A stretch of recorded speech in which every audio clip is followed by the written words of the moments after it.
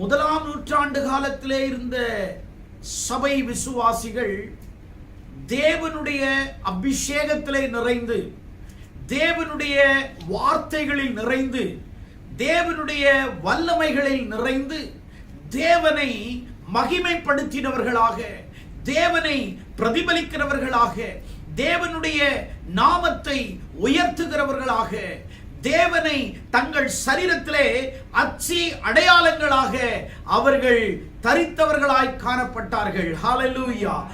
முதலாம் நூற்றாண்டு கால திருச்சபை விசுவாசிகள் கிறிஸ்துவை தரித்து கொண்டிருந்தார்கள். கிறிஸ்துவை தங்களுடைய வாழ்க்கையிலே, தங்களுடைய பேச்சிலே, தங்கள் நடையிலே, தன்னுடைய பாவனையிலே, தன்னுடைய வாழ்க்கையினுடைய எல்லாவற்றிலும் இயேசு கிறிஸ்துவின் பிரதிபலிக்கிறவர்களாக, பிரதிபலிக்கக்கூடியவர்களாக காணப்பட்டார்கள்.